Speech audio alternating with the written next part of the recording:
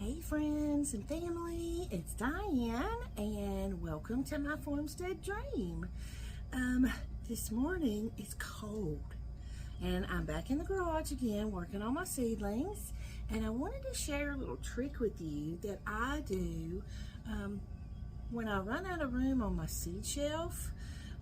When I did the tomatoes the other day, it kind of took up a whole shelf, and there are other seeds that I need to get planted, and I'm out of room on my seed shelf. So I thought I would share with you a thing that I do, or an idea that I do to help make more room on my seed shelf.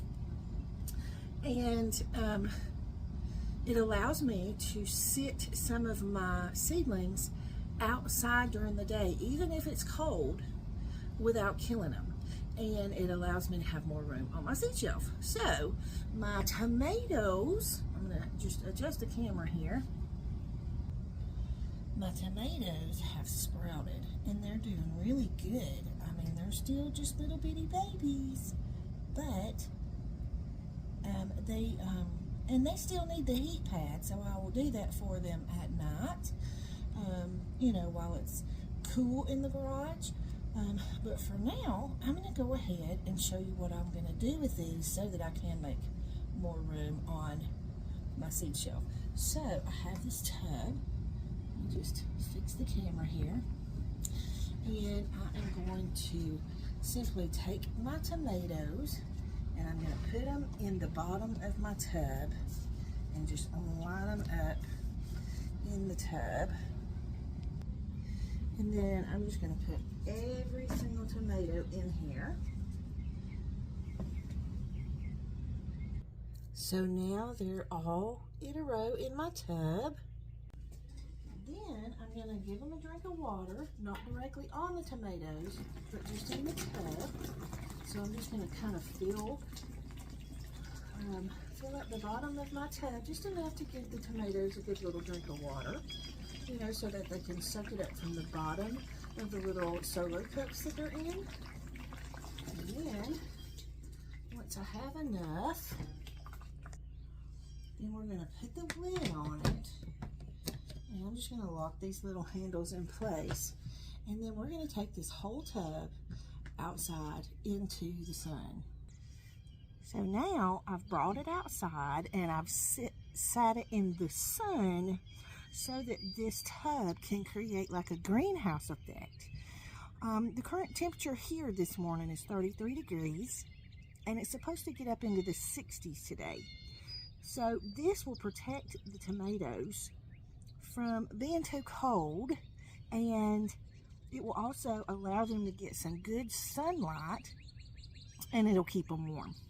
So this is how I do with my tomatoes to this will also help them to acclimate to, once you're ready to plant them out, which will be a little while, but once you're ready to plant them out, then you can bring them out in this and then start taking the lid off, every day, and that will allow them to acclimate a little better. So it's a good way to bring your tomatoes or any kind of seeds in and out and allow them to acclimate to, the outside versus being in the garage. And it won't, you won't get transplant shock so bad. So that is an easy way that you can make more room on your seed shelves and be able to protect your little seedlings as well. Now, those tomato seedlings, now that they've sprouted, once they get their 2 true leaves, once they start growing after that, then I will fertilize them with a liquid fertilizer. And that will give them that little oomph that they need to keep growing and grow into big, strong tomato plants. Okay, so the next thing on our agenda this morning is I'm going to try to show you. I don't know if you can see that the leaves are yellowing a little on some of my plants, and even, can you see these? These are my spaghetti squash. And so that's telling me I should have already transfer them into a bigger container. So that's what we're going to do this morning. I'm going to go ahead and pull these off the shelf. Now, the broccoli, I can go ahead and plant out along with the cabbage. I can go ahead and plant those out, and then that will free up some more room on the shelf as well. And then I'm going to take you down slowly. Down here are my herbs and my onions. The onions can be planted out, but my herbs, I need to go ahead and get them in bigger pots as well. So we're going to do that today as well. Also, just to give you a little update on my pepper plants, they're doing really good. I'm seeing some more sprouting up since I had to reseed them. So I've been keeping a humidity dome on them, and I will put it back on them for a little bit longer, just simply to allow for the ones who haven't sprouted to go ahead and sprout. Okay, so I also have, let's see if I can show you. I have my watermelon, my sugar baby watermelon, and my cantaloupe, and I'm going to go ahead and put it in larger containers too, just so that it doesn't start yellowing like the squash plants did. But as you can see, the cauliflower is ready to be planted out too, so I'm going to get that planted out today too. And we have one more frost, or one more possible frost, around the 25th of March. And so I don't want to plant things out too early, but I think that the cauliflower and the broccoli and the cabbage, they'll be fine as long as I can cover them with some frost cloth or a sheet or whatever I have available. I don't have any frost cloth. I don't know if I'll have the opportunity to go purchase any before then, because we have a lot going on right now. But if not, I can use a sheet and just cover them up, and that way I don't have to worry about the frost getting to them or damaging them in any way. So for now, I'm going to go ahead and repot my sugar baby watermelons, my cantaloupes, and my squash and zucchini, and get those in larger little cups like these. And then my lettuce here, I can go ahead and plant it out too. So, and I'm going to do some research on my herbs, because I'm not sure. I may be able to go ahead and plant the herbs out too. I just need to do some research and see which ones are frost tolerant and which ones are not, which ones are cold tolerant, because there's a difference in the two. You know, you can have cold tolerant plants, but they may not be frost tolerant. So you just kind of need to do your research, and I will do my research, and I'll let you all know what I find from my research in a future video. But for now, we're going to go ahead and repot these. Now, when you use these solo cups, you need to make sure that you can put little holes in the bottom of them so that they can draw water from the bottom. You never want to overwater your plants, like from the top. If you get your foliage wet, it just causes room for more bacteria to grow, and you get diseases and things, pests and things like that, quicker if you water from the top. So it's always better to water from below, and that way that kind of helps in that area. So let's see, I have holes in most of these. Well, I need to put holes in a couple more. So, and all I do, I'll show you what I do. I have this little pair of scissors here, and I just take, now you can use a drill, whatever it is that you have on hand. This is what I have on hand. So I'm just going to push these scissors down. Make sure you don't cut yourself, because, you know, you could. And I know you're smart enough to figure that out. And then I'm just going to twist that a little. And I do about 3 holes. And that's enough for it to be able to get enough water in. And you want to be careful, because if you press too hard, you'll crack your cup. So that's why I'm just kind of drilling it, so to speak. You know, like taking it back and forth instead of just punching it straight down, because I did punch one straight down and it cracked the whole side of the cup. So that's not going to do any good. And if you're not careful, I don't know if you can see this, but sometimes my sides suck in, so I have to kind of back off on the pressure a little bit. There we go. Okay, so that's kind of how I do that. So then I'm just going to take a cup, and I'm not going to fill these cups all the way up with soil because I don't think it'll need it, and I'm running low on my soil. So I'm going to fill it about halfway up, but that will give that root system, you know, because right now they're in these tiny little cells, you know, so it'll give them a lot more room to grow over the next couple of weeks to get me through until I'm ready to plant them out. So let's see. So I have my soil here. I'm just going to fill my cup up. Okay, and I found these cute little tools. I found them at TJ Maxx, and I thought they were cute. You know how us girls, sometimes we like our little mini things, but it actually comes in really handy for transplanting things out of these seed trays into bigger pots or into the ground, because it's super easy to just, let me see if I can pull this around here so you can see a little better. There we go.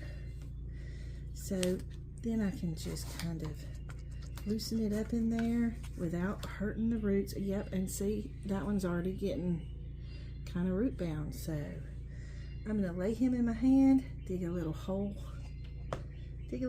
in my cup so that his roots can go all the way down. Not all the way down, but you know, down a little further than what they were.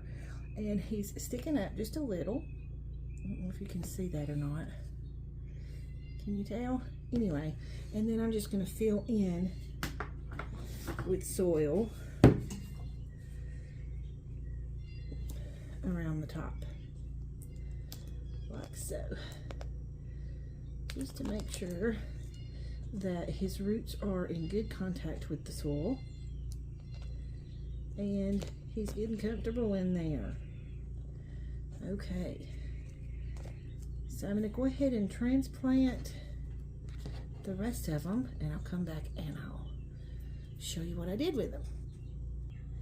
Okay, so I want to show you something real quick, because we are all learning how to do this constantly. You never know everything about gardening, and you're never going to know everything about gardening. So it's a constant learning process. So I wanted to show you what I have learned. These are the spaghetti squash, and I planted these seeds on February the 3rd of 2024, and today is March 12th maybe, and these are pretty good plants. They're pretty good sized plants, but these are larger plants and they're larger seeds. And so what has happened is planting them in these little seed trays. Okay, I'm going to go ahead and pull this one out so you can see. And I have to do it very gently because I don't want to hurt the roots or anything like that. So I'm just going to kind of go down the sides of it on each side. And then I'm going to try and kind of pull from the bottom, but not too hard, because and the other one that I just pulled out was a lot longer. You see how long that root is? So these were, that's why they're yellowing, is because they didn't have enough room for their little roots. So part of the lesson that I learned is plant them a little bit later, maybe mid-February. Now, if you have bigger cups that you can plant them in, or bigger containers that you can plant them in, hey, go ahead and plant them early, because then you'll have good strong seeds. Or good strong transplants. And the reason I have to plant, I mean, these can be direct sown. Your squashes, your zucchinis, your spaghetti squashes, things like that, you can direct sow those and it's not a problem. My problem is the birds. Last year I planted spaghetti squash 5 different times. 5 different times, and the birds kept eating my seeds, or even the little plants. And so I finally had to sprout some inside in order to be able to get some spaghetti squash. So that's why I just went ahead this year and just, you know, did the seeds inside. So anyway, that is my little lesson learned. Maybe plant them a week or so later and plant them in bigger containers to start out with. And that gives them a little better of a chance to grow and be strong and healthy and not have to fight with the yellow leaves, because it will recuperate, but it could, you know, cause it a little bit of trouble. So I'm going to go ahead and give them some fertilizer, just some liquid fertilizer, to kind of help green up those leaves and, you know, give it a little strength and a little oomph that it needs to grow and be a good, healthy plant. So that's my lesson for the day. And I think at this point, I'm going to go ahead and stop the video here. I'll take some pictures once I get them all transplanted and add them in. Hopefully, I'm terrible at video editing, but I'm trying, so bear with me. But I'm going to go ahead and get everything transplanted into the larger containers, and then I'm going to go have some breakfast because I'm starving. And then I may come back and do a video because I'm going to plant these out hopefully today. I'm going to try and plant my cabbages, my broccolis, and my cauliflowers out today. And maybe some lettuces because I have, you know, this lettuce over here. So hopefully I can do a video of that and let y'all join in, and I'll show you my garden setup. So I hope you've enjoyed this video. I hope that you've learned from my mistakes, and I hope that I've given you some good tips. If so, please don't forget to hit the like button, subscribe to the channel, and hit that little notification bell so that you can see more videos like these. And I really appreciate you spending your morning with me and coming along and supporting my channel. So thank you so much, and I'll see you in the next video. Happy gardening. Big hugs.